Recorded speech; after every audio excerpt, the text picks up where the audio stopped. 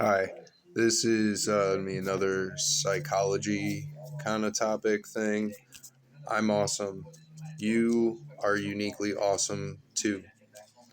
When somebody twists your words or they try to silence your voice, they'll find out that they cannot mimic you, at least not perfectly or completely. They might even realize, maybe on some levels, but not admit it, how difficult it is being you.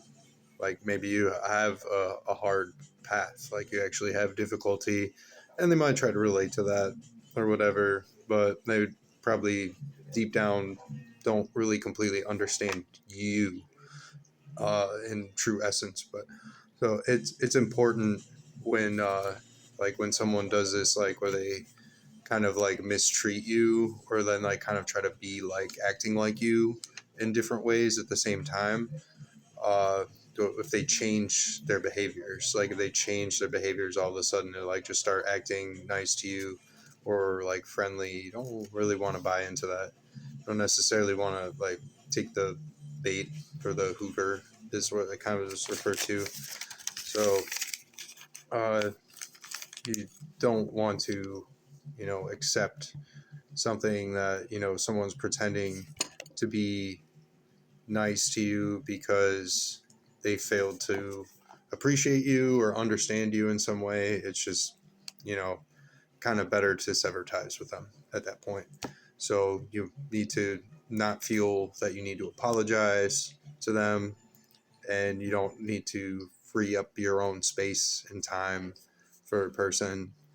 uh, and don't you have to remember how they acted towards you initially.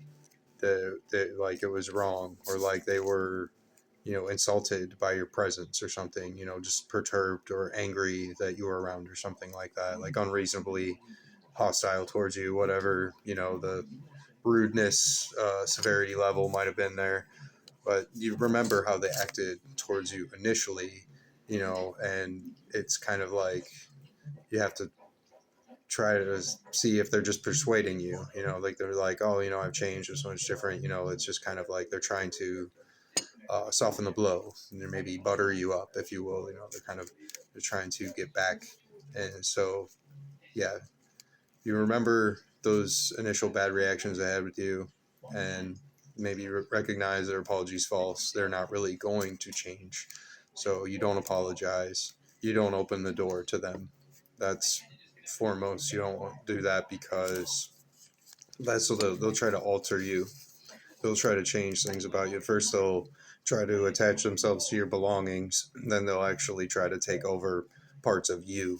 And it's really hurtful to be in or exist in a relationship like that with somebody. You don't want to have someone controlling parts of things that you need to have under your own control or your own discretion. So, yeah, once again, beware of energy vampires, or people with like a hidden agenda, or just someone's like, I can borrow you for a minute. I can use 5 minutes of your time, and not even thank you.